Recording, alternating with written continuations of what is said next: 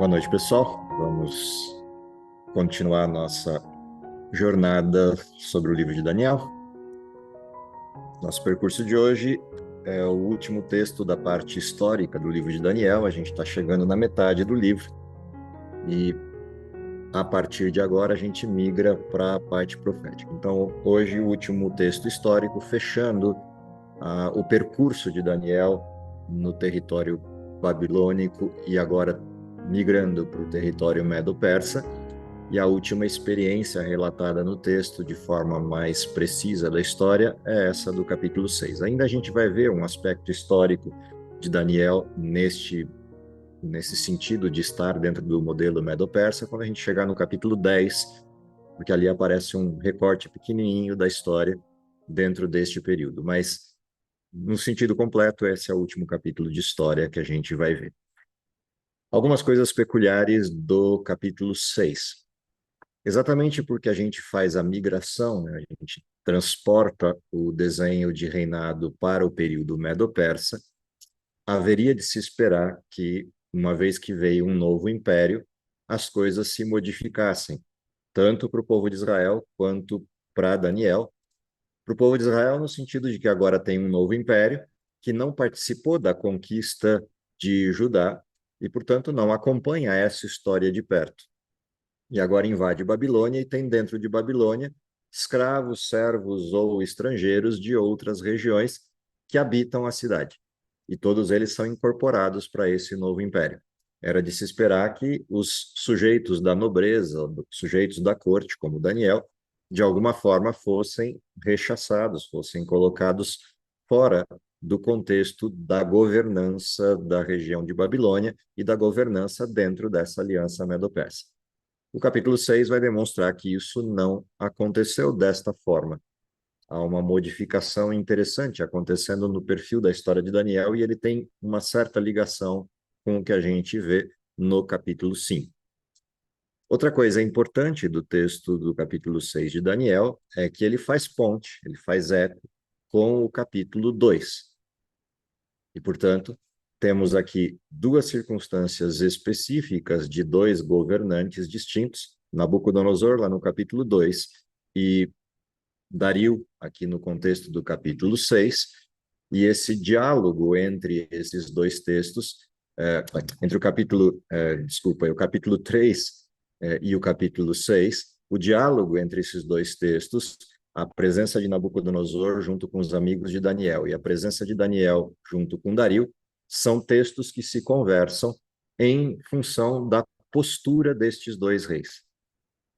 O que é interessante de observar no capítulo 6, há uma imposição de adoração que contrasta com a imposição de adoração feita por Nabucodonosor no capítulo 3. Lá no capítulo 3, a gente lembra da história, ele constrói uma estátua imensa de ouro e convoca todos a adorarem aquela estátua, insuflado por uma série de questões implicadas aí nos seus príncipes e conselheiros de palácio e no seu próprio orgulho. No capítulo 6, a gente vai ter exatamente essa mesma história se repetindo no contexto de Dario.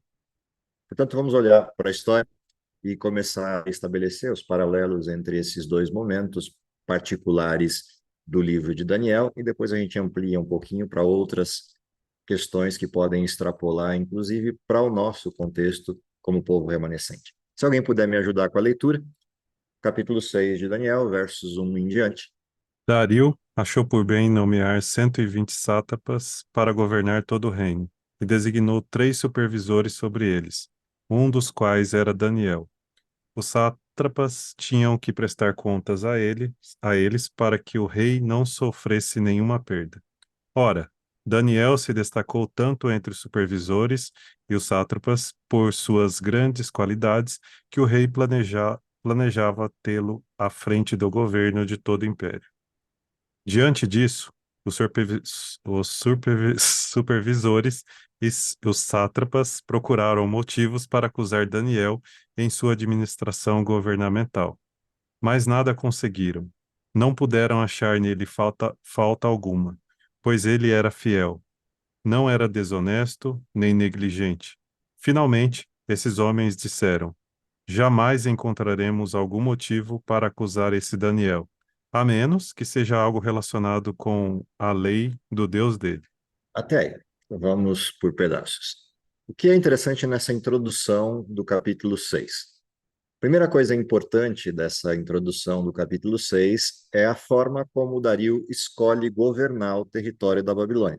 Lembra que a invasão medo-persa conquista a Babilônia, o império, na realidade, é persa, a Média, que Dario governa, é um aliado da Pérsia, um aliado de tamanho menor, um aliado de menor poder, e que fica com a governança daquela região específica da Babilônia, enquanto Ciro governa o império inteiro a partir da Pérsia.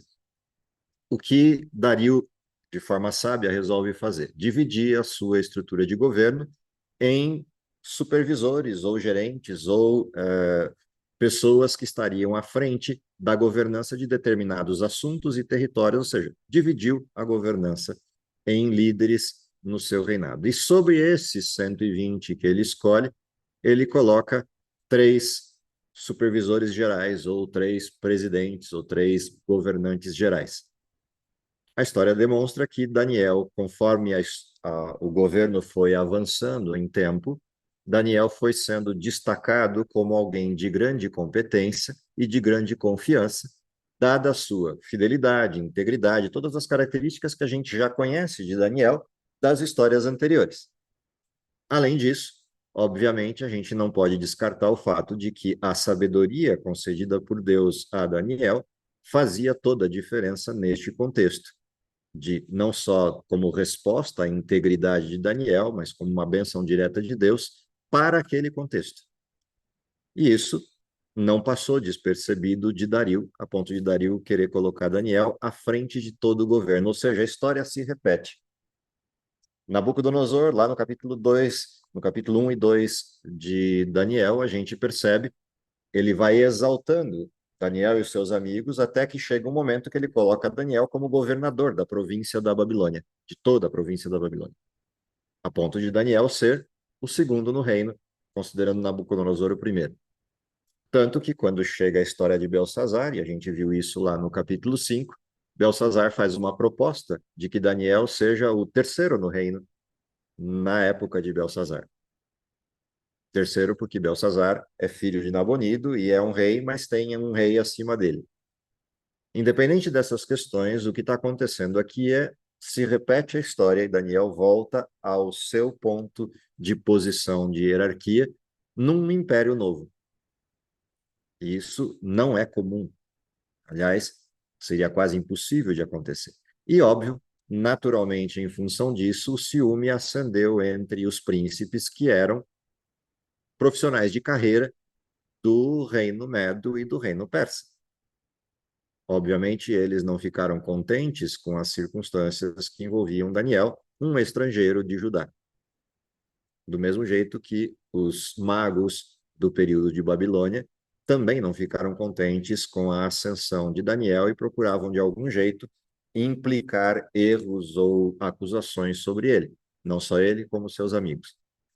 O que a gente tem na história é que eles tentam investigar Daniel para ver o que poderiam encontrar para acusá-lo diante do rei, mas não encontram nenhum tipo de culpa, nenhum tipo de dolo, nenhum tipo de falta que justificasse uma denúncia. E como percebem que não vai haver esse tipo de situação, eles têm uma ideia. Nós só vamos achar alguma coisa de que acusá-lo se a gente encontrar, a partir da lei e do relacionamento dele com o Deus dele, alguma coisa que possamos acusar. O que essa história inicial também traz à tona? Se a gente reparar, o livro de Daniel, ele é um livro de altos e baixos do comportamento do rei. Daniel 1, 2, 3, 4 e 5 manifestam esses altos e baixos. Primeiro de Nabucodonosor, depois a queda de Belsazar, e agora um novo rei em cena, Dario. Em contraste com esses altos e baixos ou quedas dos reis pagãos do território de Babilônia, a gente tem a fidelidade de Daniel e dos seus amigos. Além disso, todos os referenciais do livro de Daniel na parte histórica dão conta de que há um contraste entre Daniel e seus amigos, enquanto seu comportamento, e o comportamento do restante, do povo de Israel que está em Babilônia cativo, o povo de Judá que foi levado cativo. O que mostra que há um contraste evidente dentro do povo de Deus entre quem está servindo a Deus e quem literalmente continua agindo do mesmo jeito e com as mesmas situações que motivaram o cativeiro. E, portanto, a gente começa agora a ter elementos de comparação entre comportamentos dos sujeitos que compõem as histórias, que de alguma forma ultrapassam a história do livro de Daniel e vêm para a nossa história. Então, a primeira coisa, no nosso caso, de observação para essa história, é que Daniel acaba tipificando, de alguma forma, o povo remanescente. De alguma maneira, ele representa isso. Até tem um hino antigo, que fazia parte do hinário adventista, cuja letra expressa exatamente isso, como Daniel. E aí vem toda a descrição comportamental de todos os aspectos da vida de Daniel que deveriam estar reproduzidos na vida do cristão remanescente. Portanto, há coisas desse comportamento, tanto dos sujeitos externamente observando Daniel, quanto do rei, quanto do próprio Daniel, que se relacionam com a nossa história e com aquilo que nós deveríamos representar no mundo em que vivemos.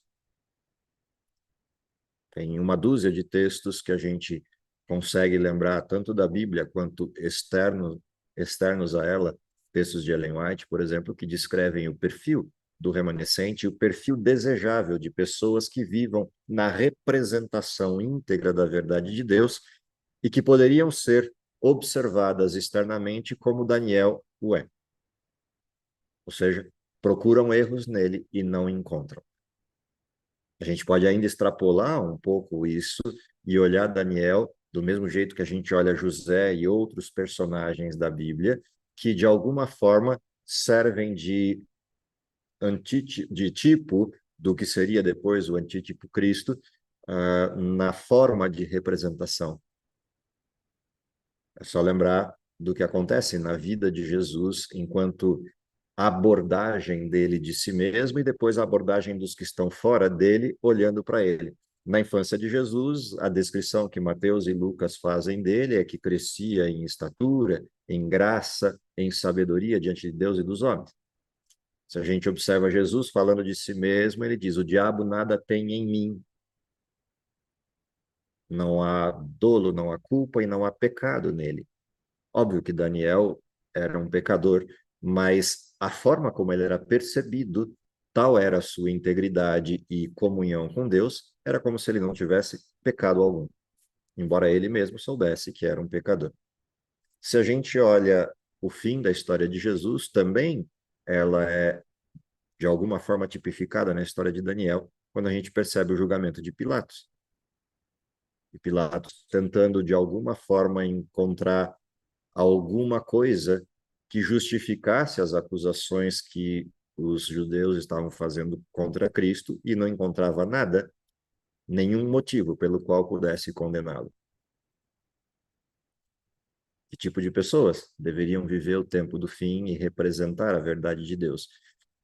Até como conexão, né, se a gente olha a estrutura de descrição do perfil que Ellen White aponta para esse último tempo de história como um perfil necessário. Tem uma frase clássica, um texto clássico, em que ela descreve o mundo necessita e a coisa que mais necessita são homens. E aí vem uma lista de elementos dessa descrição. Íntegros, que sejam fiéis, que não desviem dos seus caminhos, ou seja, apontem na direção correta como a bússola é tão fiel ao seu polo. Homens que não se comprem, nem se vendam. Todas aquelas descrições presentes nesse texto clássico apontam para a mesma abordagem que esses sujeitos que estão tentando encontrar acusação em Daniel acabam percebendo que não vão encontrar. Guardada essa introdução e percebendo que eles não conseguem achar culpa em Daniel, o que eles resolvem fazer? Observar o comportamento religioso de Daniel, observar a forma como ele serve o Deus dele, e talvez aí eles encontrem alguma coisa que possa ser levantada contra Daniel. Ou seja, já que não encontraram culpa, quem sabe na fidelidade encontrem algo que possa ser útil. E eles passam a buscar em outro lugar. O que isso me chama a atenção? Se a gente olhar o Sermão da Montanha, no finzinho do Sermão da Montanha, na primeira parte do Sermão da Montanha, que é a introdução do sermão, as bem-aventuranças, as últimas frases daquele conjunto de bem-aventuranças dá conta disso. Ou seja, porque não se encontrou culpa ou dolo naqueles que serviam a Deus, começa um processo de maledicência e acusações ficcionais baseadas na sua fidelidade. E a advertência de Jesus é: vocês vão ser acusados por ser fiéis. E é exatamente o que está acontecendo com Daniel aqui. Eles percebem que é só na fidelidade de Daniel que eles vão poder encontrar algum tipo de ancoragem para acusações. Ou seja, a fidelidade de Daniel não vai ser posta à prova. A fidelidade de Daniel vai ser a motivação de contraste com a filosofia, crença ou leis do país. E nesse sentido, se a gente olhar para o fim da história, não é muito diferente. A fidelidade dos cristãos será posta em evidência por contrastar com aquilo que se estabeleceu como marco legal, como marco regulatório para o mundo inteiro. E eles serão condenados por serem fiéis. Vamos continuar a história e ver como é que se desenrola a próxima fase dessas acusações. E assim os supervisores e os sátrapas, de comum acordo, foram falar com o rei. Ó rei Dario, vive para sempre. Todos os supervisores reais, os prefeitos, os sátrapas, os conselheiros e os governadores concordaram que o rei deve emitir um decreto ordenando que todo aquele que orar a qualquer deus ou qualquer homem nos próximos 30 dias, exceto a ti, ó rei, seja tirado na cova dos leões. Agora, ó rei, emite o decreto e assine para que não seja alterado, conforme a lei dos medos e dos persas, que não pode ser revogada. E o rei Dario assinou o decreto. Quando Daniel soube que o decreto tinha sido publicado, foi para casa, para o seu quarto, no andar de cima, cujas janelas davam para Jerusalém, e ali fez o que costumava fazer. 3 vezes por dia ele se ajoelhava e orava, agradecendo ao seu Deus. Então, aqueles homens foram investigar e encontraram Daniel orando, pedindo ajuda a Deus. E foram logo falar com o rei acerca do decreto real. Tu Até não aí um pouco. publica. Vamos parar aí e vamos olhar o que está acontecendo nessa história. Primeira coisa de observar nessa segunda parte da história é o plano que eles arquitetam e a motivação do plano. E a forma como a execução do plano contrasta com a execução do plano de Nabucodonosor no capítulo 3. No capítulo 3, a gente encontra Nabucodonosor promovendo o processo inteiro de adoração, embora ele fosse insuflado pelos seus magos e conselheiros, mas ele é o protagonista dessa história. No capítulo 6, o protagonismo da história de traição ao Deus de Daniel e a Daniel não vem do rei, vem dos conselheiros. O rei, na inocência, não entendendo por que eles estavam pedindo aquilo, acabou assinando o decreto. Por mais que a gente olhe algum tipo de situação de orgulho ou de ostentação do rei nesse contexto, não é nada incomum o que esses sujeitos estão pedindo, que é, na realidade, uma prova de fidelidade, uma vez que o reino é um reino novo, num ambiente novo, numa circunstância diferente, e uma prova de fidelidade ao rei seria bem-vinda nesse momento, para entender quem são os favoráveis e os traidores do rei. Ou seja, parecia fazer sentido a proposta desses conselheiros. Uma vez que isso era unânime, todos os governantes estavam unidos nessa proposta, independentemente se eles de fato consultaram a todos ou se só estavam afirmando em nome de, o fato é que, aparentemente, para o rei, isso é uma prova importante de fidelidade nesse governo novo que se instalou. Quando a gente olha a sequência da história, assim que o rei assina o decreto, eles passam a investigar Daniel. O detalhe é que Daniel soube do decreto. E ainda assim, não mudou seu comportamento. Daniel poderia, naquele contexto, ter fechado as janelas e passado a orar, afinal de contas, eram só 30 dias, passado a orar em segredo. Aparentemente, quando a gente olha essa história, parece que Daniel está sendo imprudente, uma vez que ele sabe do decreto, o decreto só dura 30 dias, e ele poderia continuar orando dentro do seu quarto sem nenhuma percepção externa. Por que Daniel continua fazendo o que fez sempre? A gente olhar o começo da história, a razão pela qual Daniel foi bem quisto e bem visto no reino de Dario, e a razão pela qual eles não conseguiram achar erro, dolo, falta em Daniel, é porque Daniel mantinha o seu processo de integridade e de comunhão transparentes. Daniel não só adorava a Deus, não só comungava com Deus, não só seguia a orientação de Deus, mas Daniel testemunhava a respeito de Deus. Daniel era um livro aberto a respeito do Deus de Israel. E se a gente considerar as histórias que antecederam essa história, principalmente a última, que é o anúncio que Daniel faz da queda de Babilônia e da invasão medo-persa, não há realmente nenhum motivo pelo qual Daniel precisasse se esconder.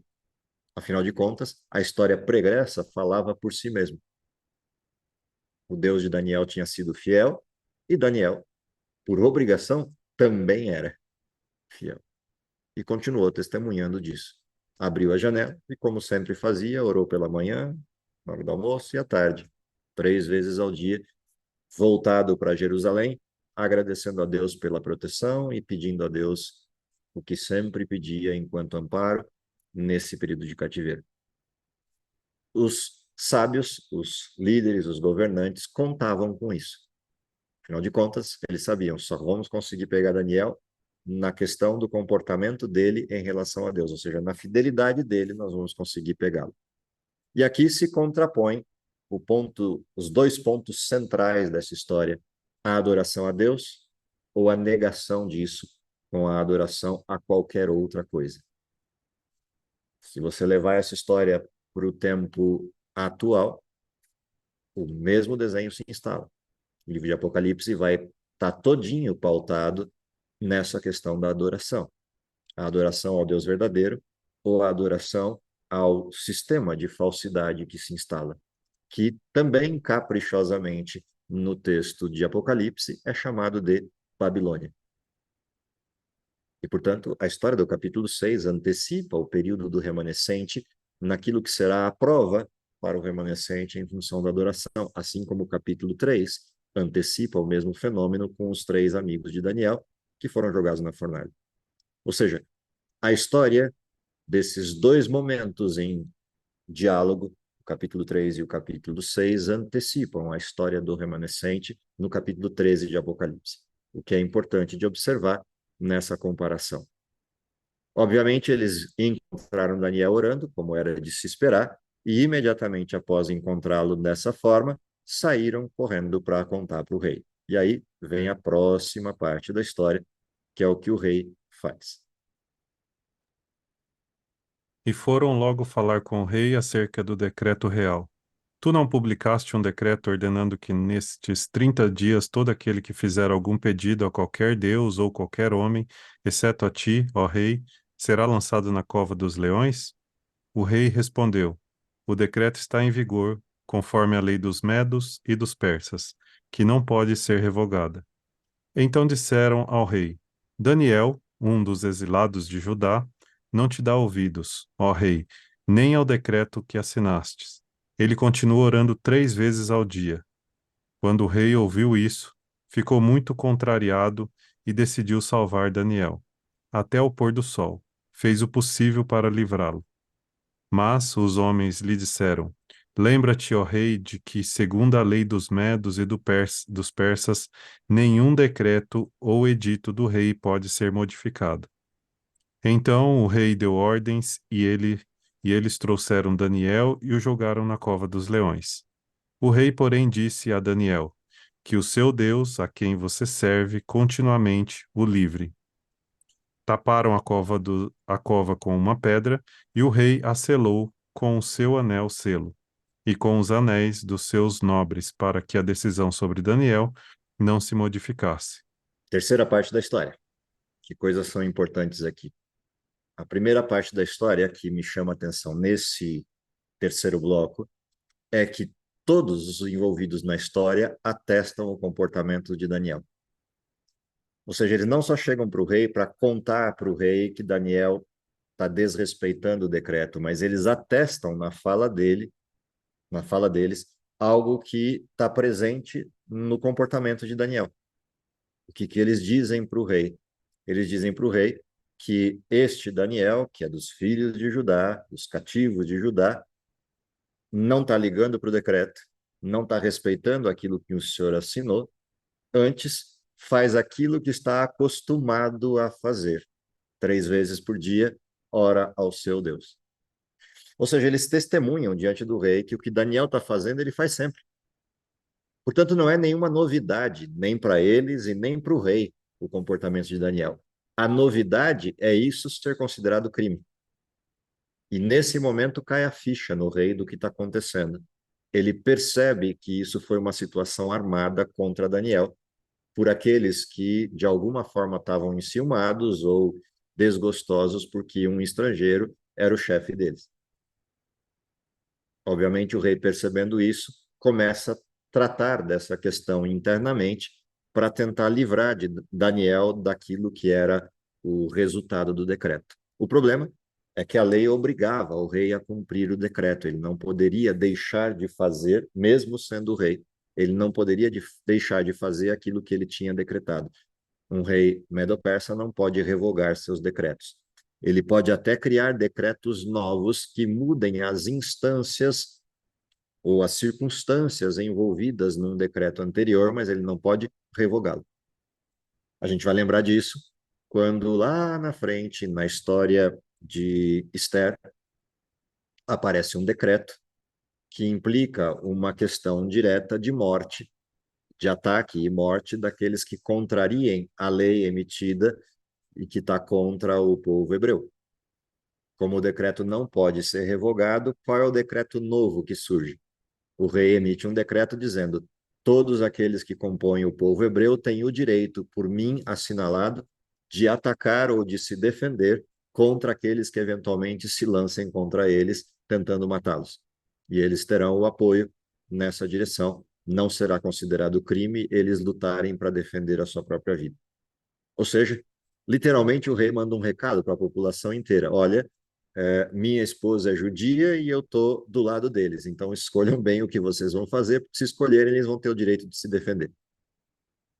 E, obviamente, não houve ataque, todo mundo voltou tranquilo para casa e nada aconteceu. Mas o decreto não podia ser revogado. A mesma coisa está acontecendo aqui. Como não pode ser revogado o decreto, a única coisa que resta ao rei, para que não perca o seu trono e não perca a condição de segurança do reinado, é cumprir o decreto. Manda chamar Daniel, e ao chamar Daniel, dá ordens para que ele seja levado à cova. Só tem um detalhe interessante na frase do rei. Antes de Daniel ser lacrado dentro da cova, o que o rei diz? O Deus, aquele que te serve, ele vai te livrar. Aquele que você serve, ele vai te livrar. Ou seja, o rei emite uma declaração de fé no Deus de Daniel. E aqui o comportamento é absurdamente distinto do de Nabucodonosor. Nabucodonosor fez as coisas de forma pensada e só foi reverter sua forma de pensar quando Deus se manifestou. Ou seja, quando ele olhou para a fornalha e viu 4 pessoas e não 3, e viu sujeitos passeando dentro da fornalha, aí ele se apavorou, caiu a ficha e ele recua da situação e reconhece o Deus daqueles garotos. Dario não. Dario, quando ele percebe o conluio contra Daniel e percebe a artimanha deles em fazê-lo emitir um decreto de forma intempestiva, e agora vê o resultado, ele manifesta fé no Deus de Daniel antes do milagre acontecer. Diferente de Nabucodonosor, que de forma arrogante joga os 3 para a fornalha. Dario, se fosse possível, reverteria essa situação. Obviamente, eles lacram a cova para que ninguém livre Daniel de lá ou alguém tente modificar. E, na realidade, a preocupação maior era o rei tentar modificar essa cena. Mas o rei vai lá, então, sela com seu anel, os outros também selam a cova para garantir que a sentença seria cumprida. A noite entra e a história vai mudar mais uma vez para a quarta parte dela. Vamos para a sequência? Tendo voltado ao palácio, o rei passou a noite sem comer e não aceitou nenhum divertimento em sua presença. Além disso, não conseguiu dormir. Logo ao alvorecer, o rei se levantou e correu para a cova dos leões. Quando ia se aproximando da cova, chamou Daniel com voz que revelava aflição. Daniel, servo do Deus vivo, será que o seu Deus, a quem você serve continuamente, pôde livrá-lo dos leões? Daniel respondeu: Ó rei, vive para sempre. O meu Deus enviou o seu anjo que fechou a boca dos leões. Ele não, eles não me fizeram mal algum, pois fui considerado inocente à vista de Deus. Também, contra ti, não cometi mal algum, ó rei. O rei muito se alegrou e ordenou que tirasse Daniel da cova. Quando tiraram da cova, viram que não havia nele nenhum ferimento, pois ele tinha confiado no seu Deus. E por ordem do rei, os homens que tinham acusado Daniel foram atirados na cova dos leões, junto com suas mulheres e seus filhos. E antes que chegassem ao fundo, os leões o atacaram e despedaçaram todos os seus ossos. Então, o rei Dario escreveu aos homens de todas as nações, povos, línguas de toda a terra: Paz e prosperidade. Estou editando um decreto para que em todos os domínios do império os homens temam e reverenciem o Deus de Daniel, pois ele é o Deus vivo e permanece para sempre, e o seu reino não será destruído. O seu domínio jamais acabará. Ele livra e salva, faz sinais e maravilhas nos céus e na terra. Ele livrou Daniel do poder dos leões. Assim, Daniel prosperou durante os reinados de Dario e de Ciro, o persa. Quarta parte da história, que elementos são importantes aqui? Bom, o primeiro elemento importante é o que aconteceu com o rei depois que ele lacrou a cova. Voltou para o palácio e se ele já estava nervoso antes e angustiado antes, agora essa foi uma noite bem mal passada, bem mal dormida, na realidade nem dormida. O rei suspende tudo aquilo que é rotina do palácio, comida, música, etc., e concentra-se em uma única coisa, que é o que chama a atenção na história. O rei passa a noite em súplica, aguardando que o Deus de Daniel intervenha na situação. Ou seja, há algo importante acontecendo no coração de Dario durante essa história.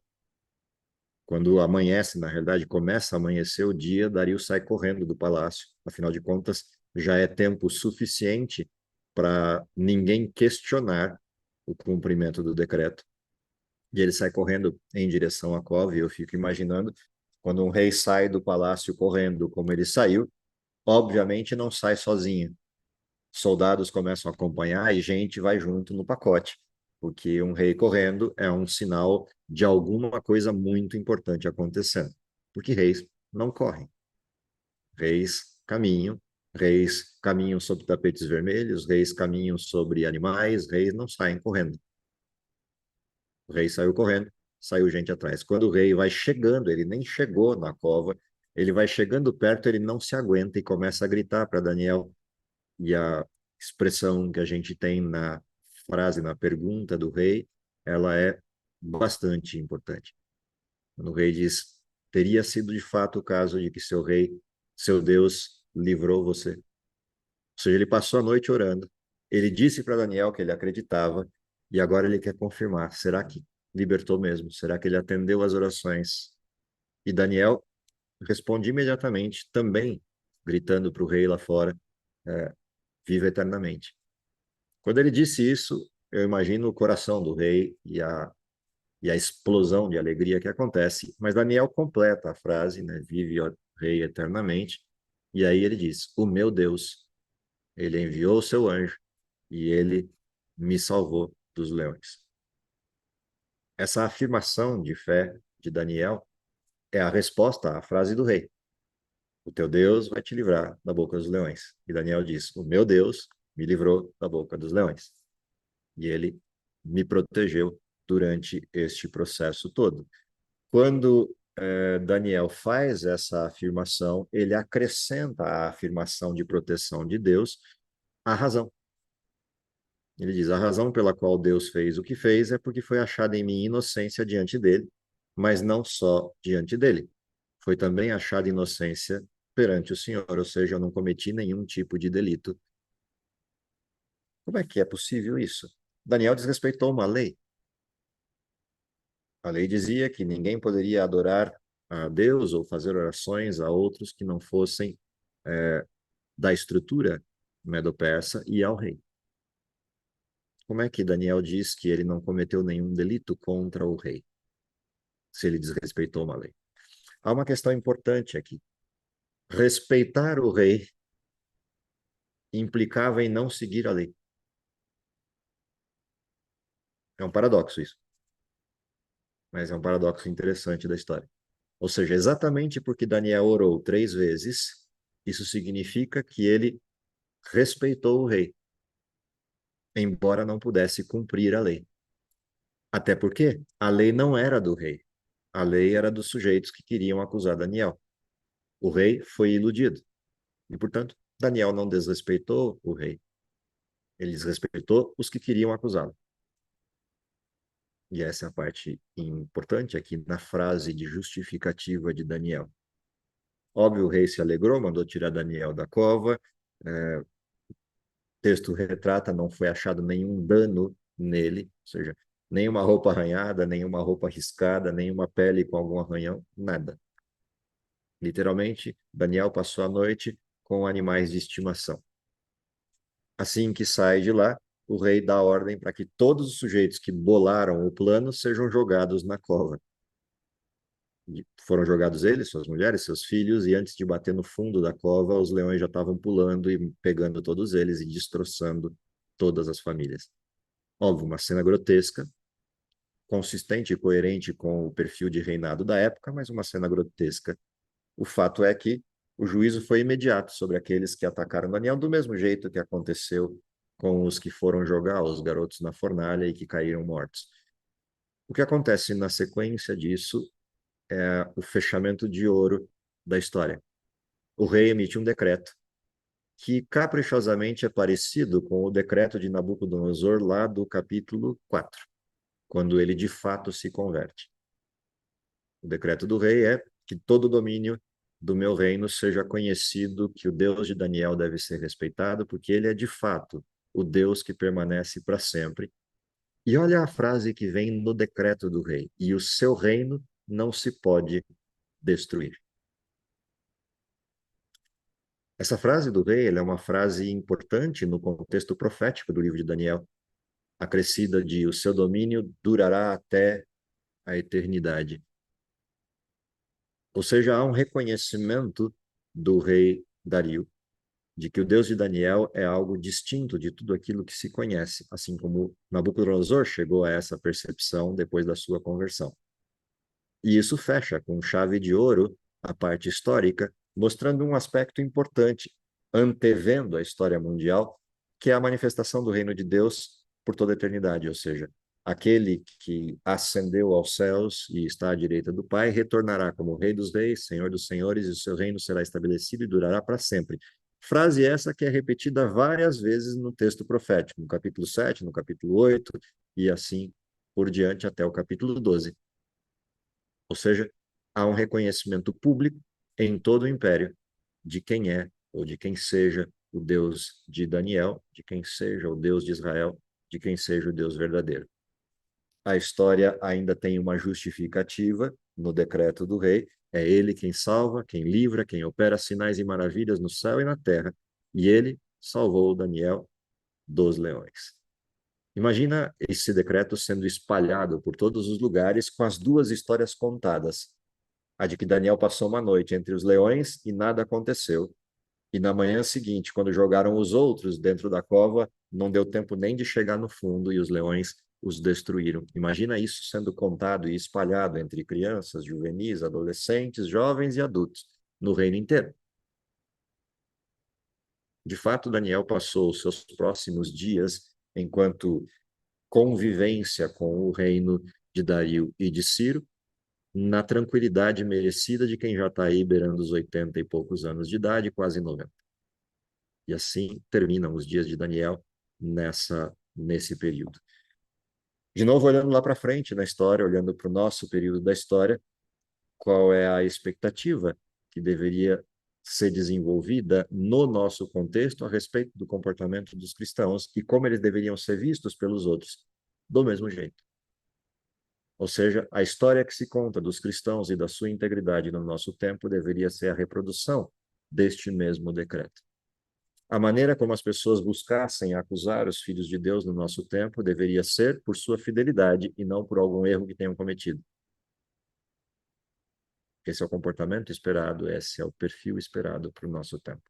E essa é a grande lição aprendida do capítulo 6, no que diz respeito à integridade, ao processo de comunhão, à perseverança, à continuidade desse processo na vida de Daniel, e tudo isso coroado lá no final com o testemunho de Daniel. Isso é o que a gente espera para nós. Se a gente ainda quiser complementar esse texto acaba sendo repetido na Bíblia. Se a gente for lá para o fim da Bíblia, na galeria dos heróis da fé, no texto de Hebreus, no capítulo 11, a partir do verso 33, a gente encontra a reprodução desse perfil e de todos os demais perfis que, de alguma forma, apontam para a expectativa de Deus sobre os seus filhos. No verso 33, lá de Hebreus, capítulo 11, a gente encontra lá, a respeito destes que, ao longo do tempo, testemunharam, até pelo preço da sua própria vida, a respeito de quem é Deus e da sua fidelidade para com ele. O texto diz assim: os quais, pela fé, venceram reinos, praticaram justiça, alcançaram promessas, fecharam as bocas dos leões, apagaram a força do fogo, escaparam do fio da espada, da fraqueza tiraram forças, na batalha se esforçaram, puseram em fuga os exércitos dos estranhos. As mulheres receberam pela ressurreição os seus mortos. Uns foram torturados, não aceitando o seu livramento para alcançarem melhor ressurreição, e outros experimentaram escárnios, açoites, cadeias, prisões, foram apedrejados e cerrados, tentados, mortos ao fio da espada, andaram vestidos de peles de ovelhas e cabras, desamparados, aflitos e maltratados, dos quais o mundo não era digno, errantes pelos desertos, montes e pelas covas e cavernas da terra. Todos estes têm tido testemunho da fé, embora não alcançaram a promessa. A diferença de todos esses dessa lista e de nós é que, no nosso caso em específico, a história pode terminar diferente. E todos estes, tendo tido testemunho pela fé, alcançaram a promessa. Porque quem vive no último tempo da história como nós vivemos, tem a chance, tem a oportunidade de estar vivo para ver Jesus voltar, e nesse caso, a galeria de heróis da fé, além de compor a nossa participação dentro dela, termina diferente no nosso caso, dizendo: alcançaram a promessa. Que essa seja a realidade nossa, na lembrança dessas histórias do livro de Daniel, e principalmente essa última, no que diz respeito a entender o nosso papel, entender o nosso contexto, a nossa missão para esse tempo. É o meu desejo para vocês e para mim, finalizando esse nosso pacotinho de histórias do livro de Daniel. Vamos orar? Querido Pai que está nos céus, te agradecemos pelo dom da vida, te agradecemos pela oportunidade que temos de, com liberdade, podermos estudar tua palavra. Te agradecemos pelas experiências do passado, as experiências do livro de Daniel, que de alguma forma se conectam com a nossa história, com o nosso tempo e com a nossa missão. Dá que pela compreensão das experiências vividas por Daniel e seus companheiros, possamos internalizar a nossa missão e a necessidade que é urgente no nosso tempo de pessoas que vivam com esse mesmo perfil de integridade e manifestem em testemunho a tua presença nesse mundo. Dá, Senhor, que, se possível, possamos vê-lo voltando em nossa geração. Esse é o nosso desejo, nossa oração, em nome de Jesus. Amém.